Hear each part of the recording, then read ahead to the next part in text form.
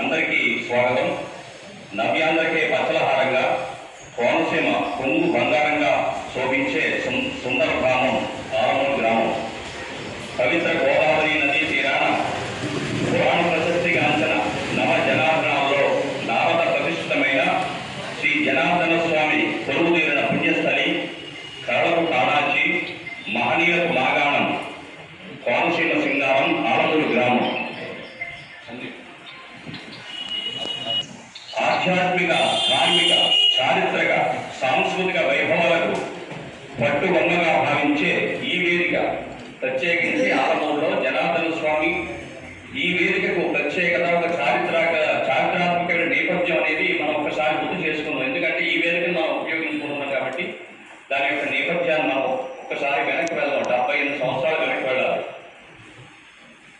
కళావైభవాలకు పట్టుబొమ్మగా భావించే ఈ వేదిక 78 ఏళ్ల క్రిందట మన భారతదేశానికి స్వాతంత్రం లభించిన తర్వాత ఏడాది 1948లో ఇదే గ్రామానికి చెందిన శ్రీ పురాణకొండ ఉషశ్రీ గారి ఆలోచన నుంచి ప్రవహించిన రస కళాకలశం తరుణ సాహితీ సమితి ఇదే వేదికగా తెలుగు రాష్ట్రంలో సాంప్రదాయ భావాలు, అభ్యుదయ భావాల కలపోటగా కళాభారతిగా ఉషశ్రీ, శర్రాపూడి సుబ్రహ్మణ్యం, ఎర్రాప్రగ సత్యనారాయణ, కనక ప్రవాస వంటి సాహితీ ఉద్దండుల ప్రణాళిక రచనలోంచి అంతరించి తెలుగు నలు చెరువులా విస్తరించి ఎన్నెన్నో కావ్యాలను, కథలను, నాటకాలను, విశ్వశ్రీ వంటి పత్రికల ఆవిష్కరణకు దోహదపడింది తరుణ సాహితీ.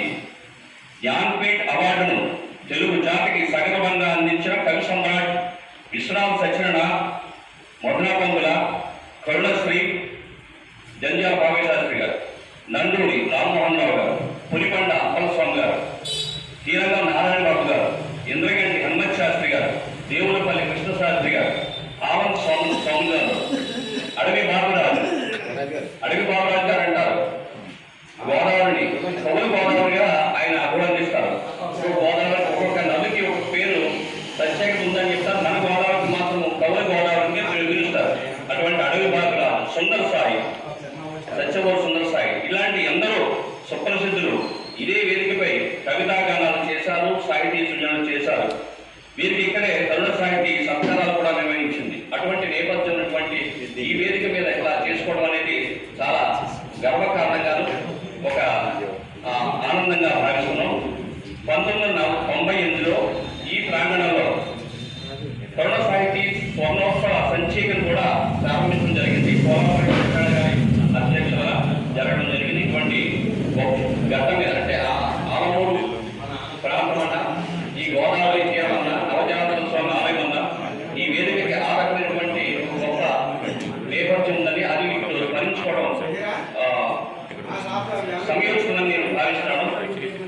ఇదే వేదిక మీద శ్రీ వైఖానస సంఘం, అలాగే మా తల్లిగారి పేరిట ఏర్పాటు చేసినటువంటి శ్రీమతి అగ్ర లక్ష్మీకాంత్ ఎడ్యుకేషన్ సొసైటీ వారి బాలమందిరం, ఈ ఉమ్మడిగా ఏర్పాటు చేసినటువంటి ఈ సభలో ముఖ్యంగా ఉగాది ఉత్సవాలకు సంబంధించి కథా రచన పోటీలు పెట్టడం జరిగింది.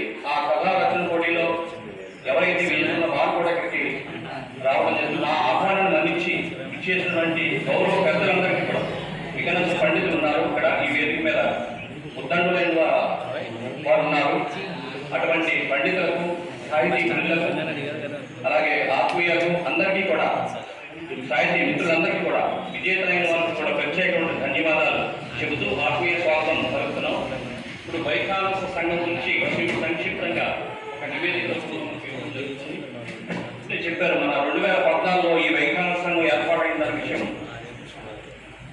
వికనస మహర్షి యొక్క ఒక అవతారం, విష్ణుమూర్తి యొక్క అవతారమే విష్ణు. ఈ వికనస మహర్షి భృగు, అత్రి, కశ్యప, మరీచి శిష్యులుగా వికనస మహర్షి యొక్క అనుగ్రహం వల్ల ఈ మండలంలో వైఖానసులు అందరూ కూడా సంఘటిత శక్తిగా నిదర్శనంగా ఏర్పాటు చేసుకుంది వైఖానస సంఘం. ప్రస్తుత గౌరవాధ్యక్షుడైనటువంటి అడ్వకేట్ మన శ్రీమన్ అంగ సత్యనారాయణ గారి చొరవతో ఆయన రాష్ట్రంలోనూ, డివిజన్లో, జిల్లాలో కూడా చాలా పనిచేసినటువంటి అనుభవాలతో ఈ అనుబంధ శాఖగా ఇక్కడ ఆలమూరు శాఖను ఏర్పాటు జరిగింది. అలాగే పెళ్లికి సంబంధించి అలాగే టీచర్స్ శ్రీమాన్ ఏడుద భాస్కరాచార్య గారు అధ్యక్షుడిగా 2014 ఈ సంఘం ఏర్పాటైంది. తిరుమలలో శ్రీ వెంకటేశ్వర ట్రస్ట్ వారి సౌజన్యంతో వారు అందజేసినటువంటి పంచలోక విగ్రహ వికనస మహర్షి విగ్రహాన్ని ఇక్కడ తీసుకురావడం, అప్పటి నుంచి ప్రతి సంవత్సరం కూడా వికనస జయంతులు, కార్తీక సమారోహాలు చాలా చక్కగా జరగడం, దానికి అధిక సంఖ్యలో వైకానసంతులు రావడం అనేది సంఘానికి నిదర్శనంగా బలంగా చెప్పడం జరుగుతుంది. అలాగే శ్రీ వైకానస దివ్య సిద్ధాంత వివర్తిని సభ 100 సంవత్సరాల పూర్తయిన సందర్భంగా 2016-17 సంవత్సరంలో పెద్ద కార్యక్రమాన్ని మండపేటలో జరిగినప్పుడు ఈ మన ఆలమూరు వైకానస సంఘం బాగా ముందుకు వచ్చి ఆర్థిక వనరులు అయితేనేమి మిగతా భౌతిక వనరులు అనేక వనరుల్ని సమకూర్చి ఆ సభ విజయవంతం కావడానికి కీలకంగా దోహదపడినందుకు చాలా ఆనందంగా చెప్పుకోవాలి. అలాగే 2019లో మనకి కోవిడ్ వచ్చినప్పుడు ఆ కల్లోలంలో కూడా చాలామంది వైకానసులు అందరిలాగానే కొంత అనారోగ్యం కూలినప్పుడు ఈ సంఘం కూడా వారిని విడవకుండా వారి వెంట ఉంటూ మాస్టర్గా ఉంటూ వారికి కావాల్సిన నిత్యావసర వస్తువులు, పేదవారికి కాస్త పేద అర్చకులు ఉంటారు, వారికి కూడా సహాయ సహకారం ఇవ్వడంతో పాటు ధైర్యాన్ని భరోసాన్ని కల్పించడం జరిగింది. మన మండలంలో తీవ్ర అనారోగ్యానికి ప్రమాదాలు కూడినటువంటి బాధితులు కూడా ఆర్థిక సహాయాన్ని ఇచ్చి వెన్నుదండుగా నిలబడింది. ఈ మధ్యనే పెదపూడి మండలంలో ఒక కరెంట్ షార్ట్ సర్క్యూట్లో ఒక ఇల్లు మొత్తం ఒక అర్చకుని యొక్క ఇల్లు అసంపూర్తిగా దగ్ధమైనప్పుడు ఇక్కడి నుంచి ఒక 60,000 రూపాయలతోటి నిధిని ఒక ఆర్థిక సహకారం ప్లస్ బట్టలు, నిత్యావసర వస్తువులు కూడా తీసుకువెళ్ళి వాటికి ఇవ్వడం జరిగింది. అటువంటి కష్టకాలంలో కూడా నిలబడడానికి ఈ సంఘం ఎంతగా కృషి చేసింది.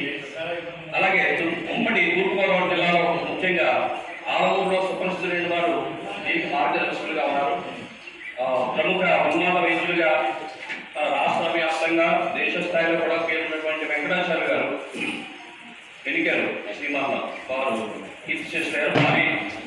వారు అలాగే పెద్దింటి అప్పలాచార్య గారు, సుదర్శన్ తమిళరాజు గారు గంగవారు, పెద్దింటి సీతారాం భార్గవ్ గారు కోరుకొండ, ఇలాంటి అనేక మంది వైకానస సమస్యలను చర్చించడం, పరిష్కరించడము, సంఘ నిర్మాణాన్ని బలోపేతం చేయడము, సంఘాన్ని అభివృద్ధి చేయడంలో కీలకంగా చేశారు. అలాగే వైకానస పత్రిక అనేది తిరుపతి నుంచి మనకు ప్రత్యేకంగా వస్తుంది. దానికి కూడా మనకి మన సంఘం నుంచి ఎంతగానో సహాయ సహకారాలు ప్రధాన కీలక భూమిక తీసుకోవడం జరుగుతుంది. ఇది వైకానస సంఘం సంబంధించినటువంటి నివేదిక. అలాగే బాలమందిరం సంబంధించి సంక్షిప్త నివేదిక. ముందు చెప్పినట్టుగా 2011లో శ్రీమతి అంగ లక్ష్మీకాంతం ఎడ్యుకేషన్ సొసైటీ ఏర్పాటైంది. దానికి 4-5 లక్ష్యాలు: ఆధ్యాత్మిక ధార్మిక కార్యక్రమాల నిర్వహణ, భాషా సంస్కృత పరిరక్షణ. ఇప్పుడు మనకి కళ రచయిత పోటీలు, గతంలో కూడా చిన్నపిల్లలకు కూడా కళల పోటీలు పెట్టడం జరిగింది. గోదావరి బాల కథ పేరు మీద ఒక పుస్తకాన్ని కూడా తీసుకురావడం జరిగింది. ఇప్పుడు పెద్దవాళ్ళకు కూడా కథల పోటీలు పెట్టి అందులో తెలిసిన వాళ్ళకి బహుమతి ఇవ్వడం కూడా ఈ వేదికపై జరుగుతుంది. అలాగే విలువలతో కూడిన విద్యలో చాలా ఇబ్బందులు ఏర్పడ్డాయి. కోవిడ్ తర్వాత మరీ ఎక్కువ దారుణంగా విలువలు పడిపోతూ వచ్చాయి. అటువంటి విద్యని ఏ విధంగా చేస్తే బాగుంటుందనేది కూడా సీరియస్గా కొన్ని ఎఫర్ట్ పెట్టడం జరుగుతుంది. రాజ్యాంగం నిర్దేశించిన బాలల సర్వతోముఖాభివృద్ధికి తోడ్పాటును అందించడం, సమాజహిత కార్యక్రమాలు. ఈ లక్ష్యాల సాధన కోసం తన శక్తి మేరకు, శక్తి పరిమితమైన ఆ శక్తి ఇటువంటి కొన్ని సంఘాలతో మమేకమై ఆ కార్యక్రమాలు చేయడం అనేది జరుగుతూ వస్తుంది.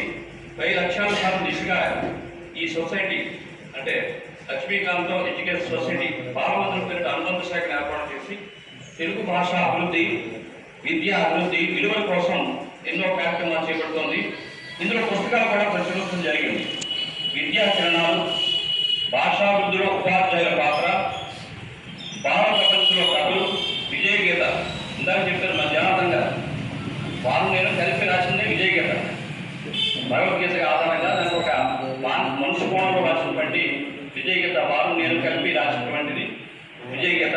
ఆ తర్వాత సుందర సందేశం, గోదావరి బాలకథలు, సుమారు 8 పుస్తకాలు ఈ సంస్థ బాలమందిరం తరఫున ప్రచురించడం జరిగింది. కేవలం పుస్తకాలు ప్రచురణమే కాకుండా ఇటువంటి కార్యక్రమాలు చిన్నపిల్లలతో కూడా స్కూల్ సంబంధించిన పిల్లల్ని శ్లోకాలు, నీతి నీతి పద్యాలు, కథలు రాయడం, భాష అభివృద్ధి శిక్షణ, నాటక శిక్షణ, చిత్రలేఖ శిక్షణ ఇలాంటి కార్యక్రమాలు నిర్వహిస్తూ వాటికి బహుమతి కూడా జరుగుతుంది. భావ సామర్థ్యం కలిగినటువంటి ఏ సంస్థలైనా కలిసి పనిచేయడానికి బాలమందిరం సిద్ధంగా ఉంటుంది. ఇటు కుటుంబ సభ్యుల సహకారమే కాకుండా సమాజ సహకారం తీసుకుంటూ గత 16 సంవత్సరాలుగా ఈ కార్యక్రమం నిర్వహిస్తున్నాం.